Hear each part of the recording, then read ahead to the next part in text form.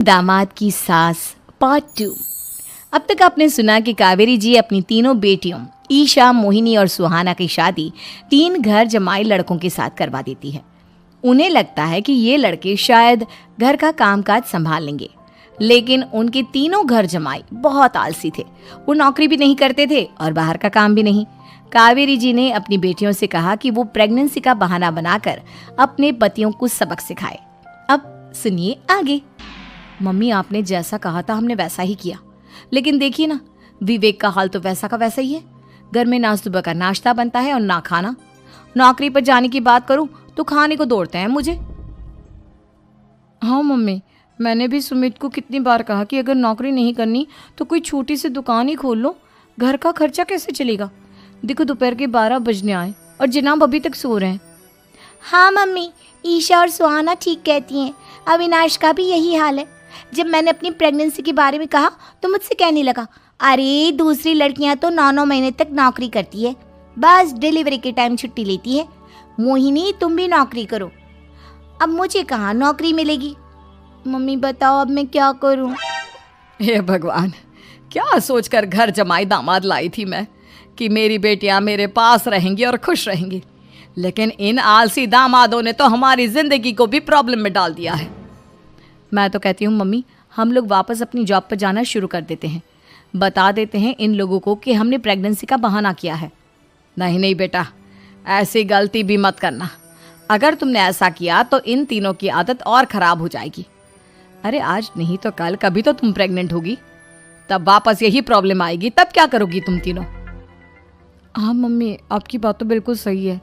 इन लोगों को तो सुधारना ही पड़ेगा। लेकिन कैसे? अपने बच्चों के आने की खबर सुनकर भी इन लोगों पर कोई असर नहीं हो रहा। पैसे कमाने के लिए घर से बाहर निकलना ही नहीं चाहते ये तीनों। अब मेरे दिमाग में एक प्लान आया है। तुम तीनों चिंता मत करो, उन तीनों को बुलाओ, फिर मैं बात करती हूँ। थोड़ी देर बाद कावेरी जी अपने तीनों दामादों को सामने बुलाकर अपनी बात कहना शुरू करती हैं। अविनाश, सुमित और विवेक, देखो बेटा, मैं ना तुम तीनों से बड़ा प्यार करती हूँ, इसीलिए तो तुम्हें घर जमाई बना कर रखा है मैंने। अरे मम्मी जी, सीधे सीधे कहिए ना, क्या बात है। प्यार तो हम भी आपको बहुत करते हैं। अरे मम्मी जी, आपकी इज्जत भी बहुत करते हैं। अरे भाई, आपके जैसी सास और कमाने वाली बीवी सबको मिलती है क्या? हाँ मम्मी, विवेक और सुमित ठीक कह रहे हैं। आपकी बेटी से शादी करके मेरी तो ज़िंदगी ही अच्छी हो गई है। जानती हूँ मैं, और ये भी जानती हूँ कि तुम तीनों अपने अपनी बीवियों से बहुत प्यार करते हो। बेटा, बात ऐसी है कि हमारे कुल गुरु ने कहा है कि प्रेग्नेंट होने के बाद मेरी तीनों बेटियाँ शुरू के 4 महीने हमारे गांव में जाकर रहेगी, जहाँ मेरे चाचा जी रहते हैं। अरे लेकिन क्यों मम्मी, गांव में जाकर रहने की क्या ज़रूरत है इन तीनों को। वो क्या है ना बेटा, हमारे परिवार को एक श्राप है। अगर मेरी बेटियों ने यहाँ पर बच्चा पैदा करने की कोशिश की तो उनके बच्चों को कुछ भी हो सकता है। इसलिए अब से लेकर 4 महीने पूरे होने तक इन्हें गांव वाले घर में रहना पड़ेगा। हाँ तो इसमें प्रॉब्लम क्या है मम्मी जी? हम भी वहाँ जाकर रहेंगे, पिकनिक मनाएंगे। अरे भाई, बीवी जहाँ हम भी वहाँ। हाँ यार, आइडिया तो बहुत अच्छा है। शहर की ज़िंदगी में रह रहकर परेशान हो चुके हैं, अब कुछ दिन गांव में बिताएंगे। तुम लोग समझने की कोशिश क्यों नहीं करते। तुम में से कोई भी वहाँ नहीं जा सकता, और मैं यहाँ रहूँगी ना तुम तीनों के साथ। 4 महीने की तो बात है, उसके बाद ये तीनों ही लौट कर आ जाएंगी। ठीक है मम्मी जी, अब हमारे बच्चों का सवाल है तो ये तो करना ही पड़ेगा। कावेरी अपनी तीनों बेटियों को कुछ दिन के लिए घर से बाहर कहीं दूसरे शहर में रहने के लिए भेज देती है। कुछ दिनों के बाद, अरे मम्मी जी, बहुत दिन से पिज्ज़ा नहीं खाया, मंगवाइए ना।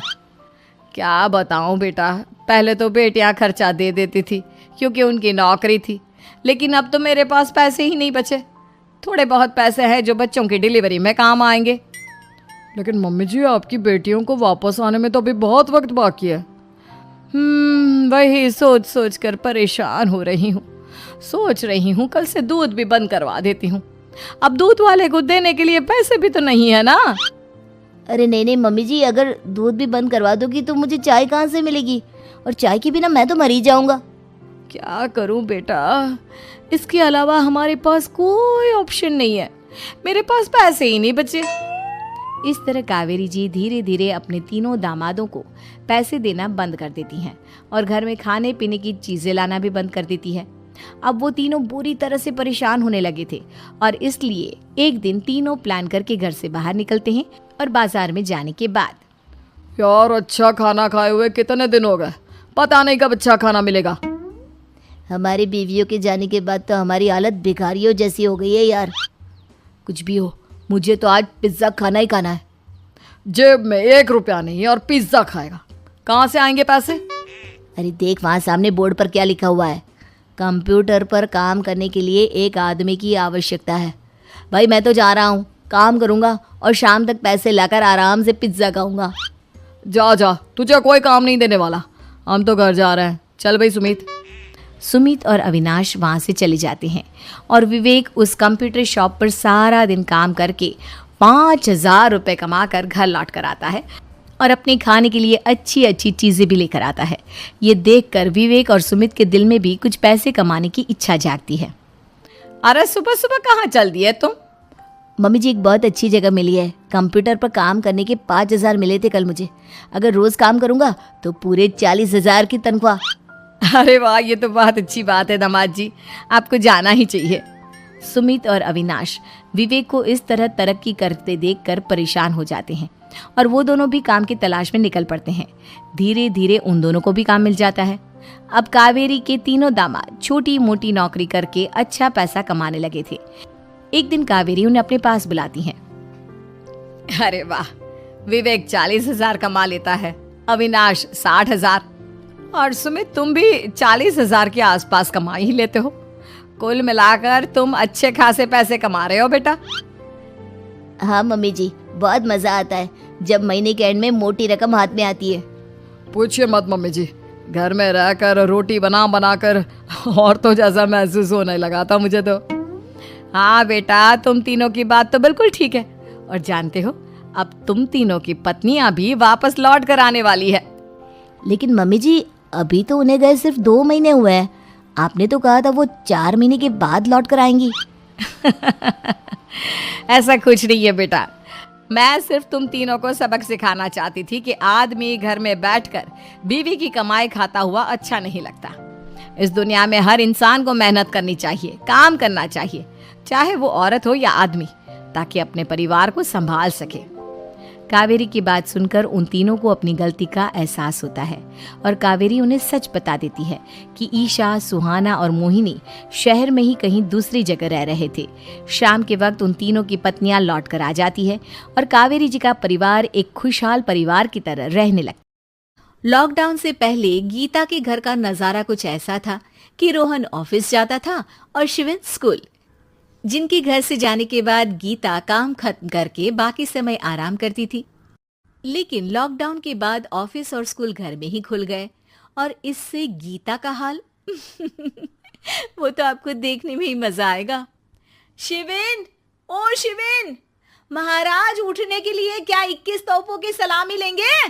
अरे बिस्तर से बाहर निकल, ऑनलाइन क्लास स्टार्ट होने वाली है। अरे तुम भी हद करती हो, स्पीकर की तरह चिल्लाने की क्या जरूरत है? दिख नहीं रहा मेरी कॉन्फ्रेंस चल रही है। अब कैमरा और स्पीकर ऑन कर रहा हूं, मुझे कोई शोर नहीं चाहिए। इस पर जैसे ही रोहन लैपटॉप का कैमरा और स्पीकर ऑन करता है तभी कुकर की सीटी बजती है। करा लो अब इसे चुप, लॉकडाउन नहीं हुआ, मेरी मौत का फरमान जारी हो गया। दोनों बाप बेटे ने नाक में दम किया हुआ है। ऐसा बोलकर गीता वहां से शिविन के कमरे में पहुंच जाती है जहां शिविन अभी भी सो रहा होता है। ओ आलसी, अब अगर 5 मिनट में नहीं उठाना तो आज तेरा गेम और यूट्यूब कैंसिल। माँ की बात सुनकर शिविन बिना 1 मिनट गंवाए उठ खड़ा होता है। उठ गया, अभी नहाकर भी आता हूँ। ये नाटक कहीं और, मुंह पर गीला कपड़ा मार और पढ़ने बैठ। शिविन की ऑनलाइन क्लास स्टार्ट हो जाती है जिस पर गीता उसे वहां बिठाकर रसोई में चली जाती है। थोड़ी देर में उसे कमरे से कुछ आवाज सुनाई देती है जिसे सुनकर वो कमरे में वापस आती है। हाय राम, तुझे क्लास अटेंड करने के लिए बोला था, कैमरा ऑफ करके बिस्तर पर नाचने के लिए नहीं बोला था। मम्मी मुझे कुछ समझ नहीं आ रहा, आप बाद में पढ़ा देना ना, वैसे भी अटेंडेंस तो लगी गई है। हाँ हाँ बेटा, जरूर बन जा, तू अभी से हम सबका बाप बन जा। अरे नहीं मतलब कहाँ से लाते हो इतना दिमाग, और पढ़ाई करते हुए ये चला कहाँ जाता है? नाइस क्वेश्चन, दिमाग से पूछकर बता दूंगा। शिविन की बातों से परेशान होकर गीता उसे मारने के लिए जैसे ही आगे बढ़ती है, तभी वो कमरे से बाहर भाग जाता है। अब शिविन आगे आगे और गीता हाथ में चप्पल पकड़े उसके पीछे पीछे पूरे घर में दोनों घूम रहे होते हैं। इसी बीच वो रोहन के पास पहुंच जाता है और शिविन को मारने वाली चप्पल रोहन के लैपटॉप पर जाकर गिरती है। ओए माँ! मम्मी, अब पापा को चप्पल मार रही हो? वो आज तक के रिपोर्टर, चुपचाप जाकर क्लास अटेंड कर ले, नहीं तो अगली तेरे पीछे लगेगी। इस पर शिविन वहां से चला जाता है, जिसके बाद रोहन गीता से कहता है, इस सर्कस के लिए कुछ बोलना चाहोगी? अरे क्या करूं, जब से तुम दोनों घर में रहने लगे हो, घर अपने आप ही सर्कस बन गया है और मैं तुम्हारी नौकर। कभी बेटी को संभालो तो कभी बाप के नखरे उठाओ। इन्हीं सब उथल पुथल में दिन बीतते रहते हैं, जिसमें हर रोज घर के अंदर कुछ नया सियप्पा खड़ा मिलता है, जो ज्यादातर शिविन और रोहन के ऑनलाइन स्कूल और ऑफिस से रिलेटेड ही होता है। एक सुबह, शिविन चल उठ, आज की क्लास जल्दी है। कैमरा ऑफ करके आप अटेंड कर लो। अरे ऐसे छित्तर पड़ेंगे, दादी नानी सब एक साथ याद आ जाएंगी। गीता की लाख मशक्कतों के बाद क्लास तो खत्म हो जाती है, लेकिन उसके बाद शिविन फोन इस्तेमाल करते हुए इंस्टाग्राम रील बनाने लगता है। रसोड़े में कौन था? तुम थी, मैं थी, कौन था? कौन था? हाँ, मैं गरीब हूँ, मैं गरीब हूँ। अरे ओ गरीब के बेटे, आजा, मैं बनाती हूँ तुझे गरीब। मैं बताती हूँ रसोड़े में कौन था। पढ़ाई करने बोलो तो इनकी माँ मर जाती है, और ये पागलपंतियां जितनी मर्जी करा लो। गीता शिविन को डांट रही होती है, तभी रोहन बीच में बोल पड़ता है, अरे बच्चा ही तो है, इतना गुस्सा क्यों कर रही हो? बेटे का साथ देने की इसी एक कोशिश में अब शिविन के साथ साथ रोहन भी गीता के गुस्से की सूली पर चढ़ जाता है। अगर बेटे पर इतना ही प्यार आ रहा है तो इसे क्लास अटेंड क्यों नहीं कराते, इसका होमवर्क क्यों नहीं कराते? उस समय तो बहुत जल्दी मीटिंग आ जाती है, वो काम मैं करूं और यहाँ इस बेफिजुली की चीज में तरफदारी करके बन जाओ महान। हे भगवान, कोई तो इनके ऑफिस और स्कूल खुलवाओ, मैं इन्हें और घर में नहीं सह सकती। अरे कुछ और मांग लेती, क्योंकि तुम्हारी ये विश इस साल तो पूरी होने से रही, कोरोना। हाय नास पिटे ने जिंदगी ही बर्बाद कर दी। खाए कोई पचाए कोई, कल मुझे चुन चुन कर सबको मेरी बद्दुआ लगेगी। उन्होंने दुनिया का और इन बाप बेटे दोनों ने मेरा जीना मुश्किल कर दिया। गीता वहां से चली जाती है, जिसके बाद रोहन शिविन से कहता है, अरे तुम्हारी मम्मी इतनी भड़की हुई क्यों है? आपकी वजह से पूरा समय घर में रहते हो और उस पर कोई काम कराने की जगह बस ऑर्डर देते रहते हो। अच्छा बेटे, सारा इल्जाम मुझ पर, पूरा दिन तो वो तुम पर ही चिल्लाती है। हाँ, मतलब दोनों का 50-50 है, कुछ करना पड़ेगा। वो कहते ना, make the best out of worst. I have an idea. वैसे तुम्हारी माँ सही कहती है, बहुत जुबान चलाने लगे हो, कम बोला करो। अगली सुबह रोहन और शिविन अपनी गलती को सुधारने के लिए गीता के उठने से पहले घर का आधा काम खत्म कर देते हैं, जिसे देखकर गीता खुश हो जाती है और फिर बाकी बचा काम वो तीनों मिलकर पूरा कर लेते हैं। जिसके बाद अब वो सब मिल बांट कर हर काम में एक दूसरे की मदद करते हुए लॉकडाउन का मजा लेने लगते हैं। ममता बहुत ही सीधी और प्यारी लड़की थी, वहीं सुनील एक सरल और आगे बढ़ने की सोच रखने वाला लड़का। सुनील, बेटा सुनील कहाँ है? अरे जरा एक गिलास पानी तो दे दो। हाँ माँ, अभी आया। क्या माँ, पानी तेरे सर के पास ही तो रखा है, क्या हो गया है? तबीयत खराब है क्या? अरे नहीं नहीं, वो उठने का मन ही नहीं कर रहा था, तो देखा ही नहीं। वैसे क्या कर रहा है? यहाँ बैठ ना मेरे पास। माँ पढ़ रहा था। वो क्या है ना, नौकरी में तो वक्त नहीं मिलता, अब ऑफिस से घर आकर ही तो वक्त मिलता है। अच्छा अच्छा ठीक है, पढ़ ले जा बेटा। सुनील पढ़ लिख कर और आगे बढ़ना चाहता था, लेकिन माँ की तबीयत खराब देखकर सोचता है कि शादी ही कर ले। कब तक माँ का ख्याल वो अकेले रख पाएगा? तो एक दिन, माँ ये ममता है, मैंने इससे शादी कर ली है। तुम्हारी तबीयत भी ठीक नहीं रहती, तो मैंने सोचा शादी कर लेता हूँ, घर संभालने वाली और तुम्हें संभालने वाली कोई आ जाएगी तो अच्छा रहेगा। माँ अचानक से सामने बहू देखकर हैरान रह जाती है। बेटा ये क्या बात होती है? न बैंड, न बाजा, न दहेज, न शगुन, ऐसे कैसे बहू आ गई? माँ तू तो जानती है मैं नौकरी के साथ पढ़ाई कर रहा हूँ, तो कहाँ से इतना पैसा बचा पाता कि धूमधाम से शादी करता। वैसे भी माँ लोग तो आकर खाकर निकल जाएंगे, इसलिए बस वैसे ही। माँ जी, मैं आपका ख्याल रखूंगी। वैसे भी ये आगे की पढ़ाई कर रहे हैं, अच्छा कुछ कर गए तो सबके दिन फिर से अच्छे आ जाएंगे।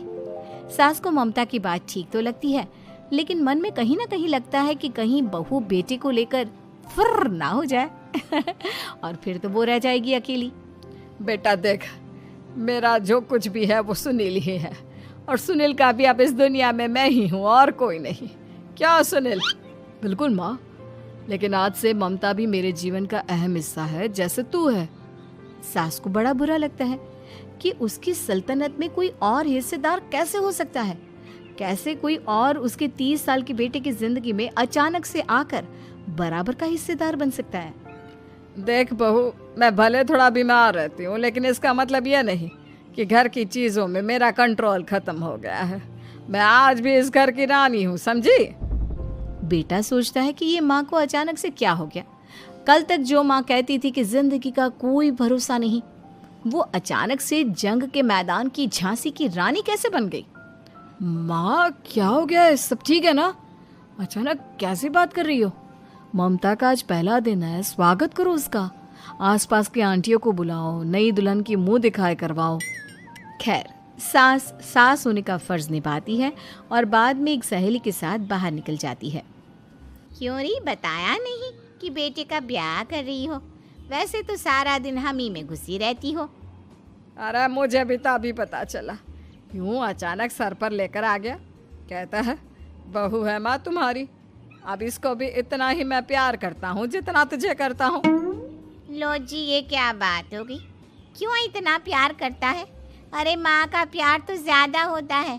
अब उसको तो कोई दूसरा पति मिल सकता है, लेकिन तुम ही बताओ, क्या माँ की ममता किसी और की हो सकती है? ना जी ना, बेटे को समझाओ ये बात। अरे क्या समझाऊं, मुझे तो खुद ही समझ में नहीं आ रहा कि क्या हो रहा है। जो बेटा कल तक माँ माँ करता था, अचानक से बीवी बीवी का राग आलाप रहा है। देखा, उसकी बीवी ना सुंदर और जवान है। सुंदरता के आगे तो एक से एक नहीं टिके, तो तेरा बेटा किस खेत की मूली है? सास को भी समझ में आ जाता है कि बहू की सुंदरता के आगे माँ का प्यार किसी काम का नहीं। उधर बीवी, ए जी, अम्मा जी सहेलियों को छोड़ने गई थी, अभी तक आई नहीं, हम देख आए क्या? अरे रहने दो ना, आ जाएंगी। कहाँ जाएगी, उनकी आदत है, एक बार जाती है तो पूरी पंचायत खत्म करके ही आती है। अच्छा ही है, खाना वाना खा कर गई होगी। छोड़ो ना, घूमेगी तो खाना पचेगा, नहीं तो ऐसे ही खाट पकड़ लेगी। बहू भी शांत हो जाती है। उधर सास सोचती है कि आज थोड़ा देर से ही घर जाती हूँ, जब बेटा परेशान होकर ढूंढेगा तब मजा आएगा। बीवी को खुद ही पता चल जाएगा कि माँ के आगे उसकी दाल नहीं गलेगी।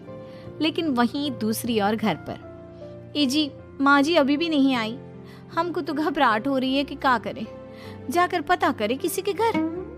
अच्छा, कहाँ जाओगी ये भी बता दो। पहला दिन है तुम्हारा इस घर में और एक ही दिन में मोहल्ला छानोगी क्या? हाँ, तो आप भी तो नहीं जा रहे हैं ना, हमको फिक्र हो रही है। अरे यार, ये रोज का है अम्मा का, खाओ और सो जाओ। बस फिर क्या था। बेटा बहू खाना खाते हैं और कमरे में सोने चले जाते हैं। उधर जब सास को कोई देखने नहीं आता तो वो हार कर घर आ जाती है, जहाँ वो देखती है कि सारे घर की लाइट्स बंद है। सास को गुस्सा आता है, बहू, ममता बहू कहाँ हो? लेकिन सारे दिन की थकी बहू को ऐसी नींद आती है जैसे किसी ने भांग की गोली खिला दी हो। वो तो नहीं उठती। उठकर आ जाता है बेटा।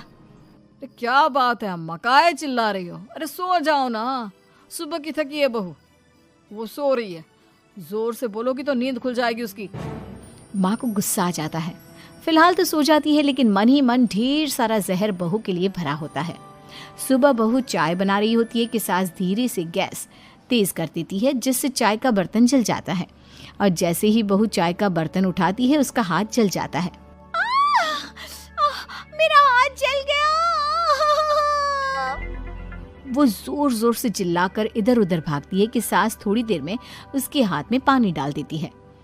हाय रे बहू, क्या कर रही हो? पहली बार रसोई छुई हो क्या?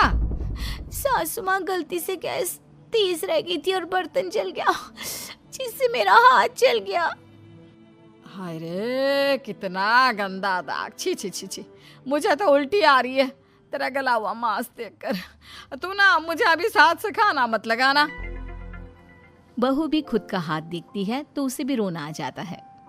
कुछ दिनों के बाद सास की सहेली आती है, बहू चाय बनाकर लाती है। उसके जाने के बाद सहेली कहती है, बहू की सुंदरता ऐसी है कि कोई भी दीवाना हो जाए। वैसे तेरे बेटे का क्या हाल है? अरे वैसा ही है, बहू के पीछे लट्टू। क्या करूं, कुछ समझ में नहीं आ रहा। मैंने तो बहू के चेहरे पर दिवाली के पटाखे की चक्री फेंक दी, उसका पूरा चेहरा जल गया। अब देखो ना रही सुंदरता, और ना ही अब मेरा बेटा उसे पूछता है। अरे अब तो वो उसे छोड़कर दूसरी भी देखने को बोल गया है मुझे। बहू सारी बात सुन रही होती है। आंटी एक बात बताइए, क्या भरोसा है कि दूसरी सही आए और आपके अनुसार रहे? देखिए आंटी, मेरी सासू माँ को गलत बात सिखाने की जरूरत नहीं है। हमारा परिवार साथ में खुशी से रह रहा है। देख बहू, मेरी सहेली की बेइज्जती ना कर, वही अच्छा रहेगा तेरे लिए, समझी? बहू नहीं मानती है। वो बार बार उनकी सहेली को घर से निकल जाने को कहती है। तभी सास की सहेली पास के चूल्हे से लकड़ी लाकर बहू के चेहरे पर लगा देती है। बहू जोर जोर से रोने लगती है। अरे ये क्या कर दिया? मैंने कहाँ किया, ये तो तूने किया। तू ही नहीं चाहती थी कि बहू बेटे के साथ रहे, भला मैं क्यों करूँगी? मैं तो चली, निपटो अब। बहू रो रही होती है, दर्द से चिल्ला रही होती है, लेकिन सास उसे डॉक्टर के पास नहीं ले जाती। तभी पति आता है। क्या हो गया ममता? ये दाग कैसे लगा? तुम कैसे जली? ममता कुछ नहीं कहती, बस दर्द से करा रही होती है। पति माँ की तरफ देखता है। हो ना हो माँ, ये पक्का आपका काम है। आप ही ममता से जला करती थी ना। देखना माँ, अब पुलिस आएगी, केस बनेगा, लेकिन पहले मैं ममता को अस्पताल लेकर जा रहा हूँ। सभी अस्पताल जाते हैं, जहाँ डॉक्टर ममता की सास से कहते हैं, आपने तो नहीं जलाया ना बहू को? अब ममता की सास के तो पसीने छूट रहे होते हैं। वो घबरा कर कहती है, ना ना डॉक्टर साहब, कैसी बात करते हैं? हम क्या जलाएंगे अपनी बहू को? डॉक्टर ममता के पति से पूछते हैं। देखिए, क्योंकि ये ससुराल में जली है तो मामला पुलिस का बनता है, तो आप पहले पुलिस को बुलाइए, तभी इलाज पूरा होगा। सास डर जाती है कि अब तो बच्ची जिंदगी जेल में ही रहना होगा। रहने दीजिए ना, पुलिस को क्यों बुलाना? सारी हंसी खत्म हो जाएगी जब पुलिस के डंडे पड़ेंगे। बहू को जलाना भले ही बहुत आसान हो, लेकिन उसके बाद सारी जिंदगी जेल की हवा खाना। सास डर जाती है। पुलिस आती है। पास लेटी दर्द से करा रही ममता स्टेटमेंट देती है। तो क्या हुआ था? कैसे जली आप? ममता पास खड़ी सास को देखती है। बेटी बताओ, कैसे जल गई तुम? ओए, काका का किरण वाली शाहरुख, चुप, बिल्कुल चुप। सास चुप। सभी इंतजार करते हैं कि ममता क्या बोलेगी। जी, मैं खाना बना रही थी, लकड़ी उड़कर मेरे ऊपर गिर गई और मैं जल गई। सास बहू की बात सुनकर रोने लगती है। देखा माँ, कितनी समझदार है ममता। ये चाहती तो, हाँ बेटा, ये चाहती तो मैं आज जेल में होती।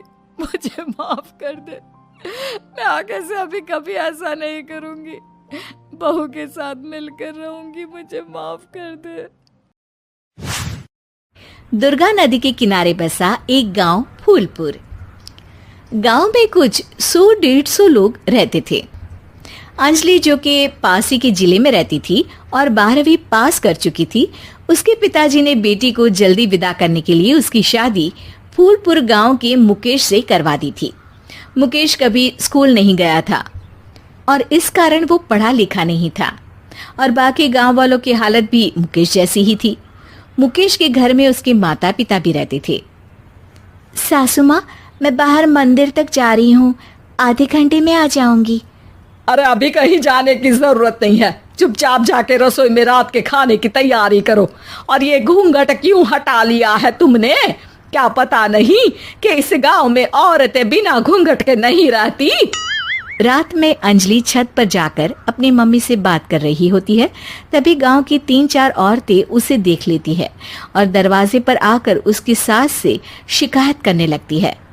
और क्या हुआ? अरे छत पे तो देखो, आपकी बहू मटक मटक के किसी से फोन पर बात कर रही है। दिन भर फोन पे लगी रहती है। अरे कल तो मंदिर के पास वो क्या कहते हैं, सेल्फी ले रही थी। शहर की बहू रखना अच्छा शान की बात है, पर देखना इसके लक्षण से ये तो तुम्हारे परिवार को बदनाम ना कर दे। ये पहली बार नहीं था जब सास से गांव के लोगों ने अंजलि की बुराई या शिकायत नहीं की हो। अब तो ये रोज की बात थी। अंजलि ये सब सुन लेती है। जब वो नीचे जाती है तो मुकेश भी वहां आ जाता है। सास कहती है, बेटा लोग घर आकर शिकायत करने लगे हैं बहू के कामों की, देख लो। पति हो, संयम से रखो इसे। माँ जी, मैं तो अपनी माँ से बात कर रही थी, क्योंकि यहाँ कोई बात करने लायक ही नहीं है। और अब मैं माँ के पास ही रहूंगी। वहाँ क्या रहना, वहाँ बाहर के लोग तो ठीक है, पर घर के लोग भी इज्जत ना दे सके। अरे नहीं नहीं अंजलि, ऐसा नहीं है, धीरे धीरे सब ठीक हो जाएगा, तुम फिक्र ना करो। अरे बस कुछ बोलना ही नहीं है, सर पे चढ़ा रखा है बहू को। सास मुकेश की नरम बात सुन के वहां से मुंह चढ़ाकर चली जाती है। मैं तो कहती हूँ हम दोनों शहर चले जाते हैं। मैं पढ़ी लिखी हूँ, मुझे वहाँ नौकरी भी मिल जाएगी और थोड़े दिनों में आप भी वहाँ कुछ काम ढूंढ लेना। अरे नहीं नहीं अंजलि, हम यहाँ ना गांव का खेत, माँ पिताजी को छोड़कर शहर नहीं जा सकते। माँ पिताजी को कैसा लगेगा और गांव वाले क्या सोचेंगे? ये कहकर मुकेश सोने चला जाता है और अंजलि की गांव वालों द्वारा बुराई का सिलसिला बहुत दिनों तक चलता ही रहता है। लेकिन अंजलि गुस्सा ना दिखाते हुए समझदारी से काम लेती है। बारिश का मौसम चालू हो जाता है। जोरदार बारिश से पूरे गांव में हाहाकार मच जाता है। दुर्गा नदी में बाढ़ आ जाती है और बाढ़ का पानी पूरे गांव की फसल तबाह कर देता है। फसल की ये हालत देखकर गांव वाले निराश हो जाते हैं और बात तो यहाँ तक पहुँच जाती है कि कुछ लोग तो अंजलि को इस सब का दोषी ठहरा देते हैं। अरे पूरी फसल तबाह हो गई, पता नहीं किसकी नजर लग गई है। अरे जब से चौधरी परिवार में ये शहर की बहू आई है ना, तब से ही गांव की शांति चली गई है। इसके कर्म कांड से माँ दुर्गा नदी भी खुश नहीं है। ये सब सुनकर बेचारी अंजलि रोते हुए अपने घर चली जाती है। कुछ दिन बाद सभी गांव वाले अपनी फसल का मुआवजा लेकर अपने अपने घर आते हैं। मुकेश भी 1500 लेकर आता है। अंजलि को जब पासबुक दिखाता है तो अंजलि हैरान हो जाती है। अरे ये पासबुक में तो उन्होंने 4000 की एंट्री करी है और आपको सिर्फ 1500 दिए। सच में? अरे वो सरकारी अफसर आपको बेवकूफ बना रहे हैं। सरकार की तरफ से हमें 4000 मिले हैं, लेकिन बाकी का सारा पैसा खुद ही खा रहे हैं। आप लोग के अनपढ़ होने का फायदा उठा रहे हैं। ये सब सुनकर मुकेश परेशान हो जाता है, लेकिन अंजलि उसे हिम्मत से काम लेने को कहती है और सुबह होते ही मुकेश को पंचायत कार्यालय ले जाती है और साथ में गांव के और लोगों को भी। आप सरकारी बाबू क्या गांव के लोगों को बेवकूफ समझते हैं? आपको क्या लगता है ये पढ़े लिखे नहीं है तो आप कुछ भी मनमानी करेंगे? ये बेचारे दिन रात इतनी मेहनत करते हैं, ये हमारे अन्नदाता हैं और आप इनके साथ ऐसा धोखा करते हैं। अरे क्या बके जा रही है ये लड़की, किस धोखे की बात कर रही है? अपने कांड करके नदी माँ को नाराज करके हमारा नुकसान करके इसे चैन नहीं मिला क्या? सरपंच जी, इन सरकारी बाबू ने मुझे बेवकूफ बनाया है और मेरे हिस्से के पैसे खुद चट कर गए। बस ये सुनते ही सरपंच वहां से दुम दबाकर भाग जाता है। पता चलता है कि जनपद अधिकारियों ने गांव के सरपंच के साथ मिलकर सबके साथ धोखा किया है। सब लोगों का विरोध शुरू हो जाता है और आखिर में अधिकारी सब गांव वालों के हिस्सों के बचे हुए पैसे उन्हें लौटा देते हैं और कई दिन तक सरपंच गांव में लौटता ही नहीं। अंजलि, तुम नहीं होती तो हम गांव वालों को तो पता ही नहीं चलता कि ये हमें हर बार बेवकूफ़ बनाते हैं। हाँ हाँ अंजलि बेटी, हमें माफ़ कर दो। हम सब तुम्हें बुरा भला कहते रहे, लेकिन तुमने ही आज हमें बेवकूफ़ बनाने से बचाया है। हमें तुम पर गर्व है बेटी। अब समझ आया कि सरपंच तुमसे नहीं, तुम्हारे पढ़े लिखे होने से नफरत करता था। क्यों ना इस बार हम अंजलि को ही सरपंच पद के लिए चुन ले। क्या कहते हो गांव वालों, पढ़ी लिखी सरपंच। बस पूरा गांव अंजलि के लिए ताली बजाता है और अंजलि की सास उसे खुशी से गले लगा लेती है।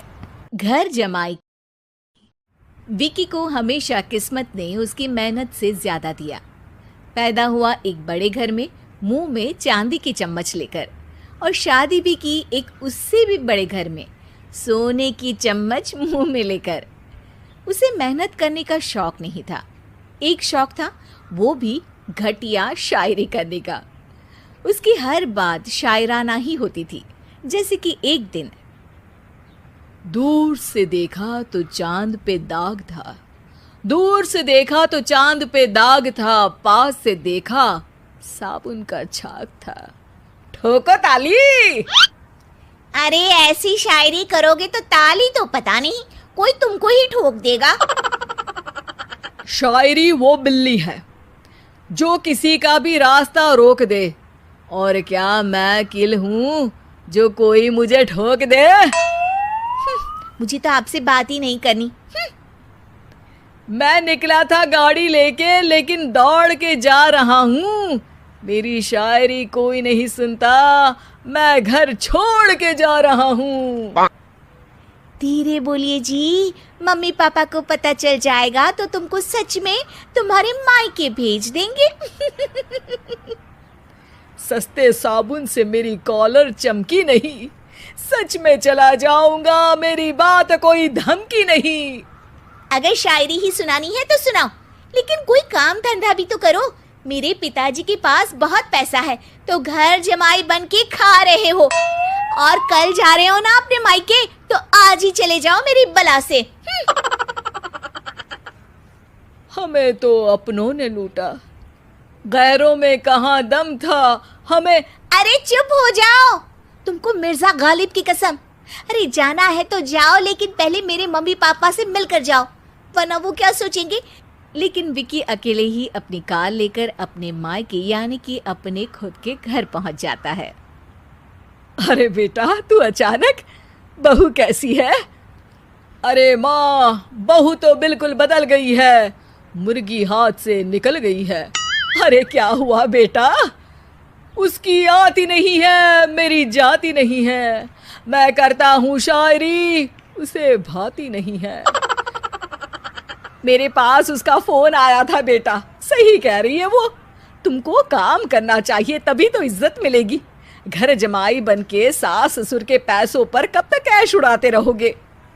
मेरी जिंदगी में हर तरफ से उंगली हो रही है, फोन पर मेरी चुगली हो रही है। अरे चुगली नहीं कर रही थी बहू, वो तेरा भला चाहती है बेटा। सूखे हुए कपड़े को भी गीला कह रहे हैं लोग, चुगली करने को मेरा भला कह रहे हैं लोग। ठोको ताली। ये सुन के माँ अपने हाथ से अपना सर पीट लेती है। अरे माँ, ताली की जगह माथा क्यों ठोक रही हो? बेटा तू ना आराम कर, तेरे पिताजी भी आने वाले हैं, खाना लगा देती हूँ। विकी अपने घर भी दिन भर टीवी देखता है, तरह तरह का खाना खाता है, दोपहर तक सोता है, चाय पीता है, वीडियो गेम खेलता है, बस काम करने नहीं जाता। घर में नौकर चाकर है तो बिस्तर से हिलने तक की जरूरत नहीं पड़ती। कई बार तो विकी अपने नौकरों को बिठाकर शायरी सुनाता रहता। कब जाओगे बेटा? अरे कैसी बात कर रहे हैं डैडी, क्या आप मेरे फादर नहीं? आप मुझे भगाना चाहते हैं क्या? ये मेरा घर नहीं। अरे नहीं बेटा, तुम्हारा ही घर है। हम तो चाहते थे कि तुम यहीं रहो और मेरा काम आगे बढ़ाओ, लेकिन तुम ही चले गए घर जमाई बनने। अरे मेहनत तो गधे भी करते हैं, मैं अच्छी किस्मत लेके पैदा हुआ हूँ, मैं घर जमाई हूँ, ससुराल का फूल गेंदा हुआ हूँ, ठोको ताली। पिताजी और माँ सच में ताली बजा देते हैं। ऐसा पहली बार होता है जब विकी की शायरी पर किसी ने ताली बजाई हो। अरे आप लोग सच में ताली बजा रहे हैं? हाँ हाँ बेटा, तुम्हारे ससुर का फोन आया था, बोला जब तक घर जमाई जी कोई काम ना करने लगे हमारे यहाँ मत भेजना। अब तू तो काम करने से रहा और तुझे रहना भी है हमारे घर में ही, करेगा भी शायरी ही, और बार बार ठोको ताली बोलेगा तो आदत डाल ही लेते हैं ताली ठोकने की। विकी उसी वक्त खड़ा होता है और बहुत गुस्से में सीधे ससुराल के लिए निकल जाता है। फिर से आ गए? लेकिन सुमन को देखते ही विकी पिघल जाता है। अब सुमन, आई एम सॉरी, आज से ना मैं सिर्फ शायरी ही नहीं बल्कि काम भी करूँगा। तुम अपने ऑफिस में बात कर लेना, कोई भी मेहनत का काम कर लूँगा। मैं घर जमाई बन के रहूँगा लेकिन काम करूँगा और इज्जत से रहूँगा। मतलब सिर्फ तुम नहीं आए हो, तुम्हारे साथ तुम्हें अकल भी आ गई है। मैं अपने कारखाने का मैनेजर बनाता हूँ तुमको, कल से मेरे साथ चलना वहाँ। थैंक यू ससुर जी। थैंक यू से काम नहीं चलेगा, एक शायरी सुनानी पड़ेगी। है जरूर। ससुर के पास पैसा होते भी मेहनत जिसको भाई है, वही सच्चा दामाद है, वही अच्छा घर जमाई है, ठोको ताली। सब विकी की शायरी पर ताली ठोक देते हैं। शिक्षा, जब किस्मत आपको बहुत सारा दे दे तो उसकी कद्र करनी चाहिए और मेहनत करना कभी नहीं भूलना चाहिए।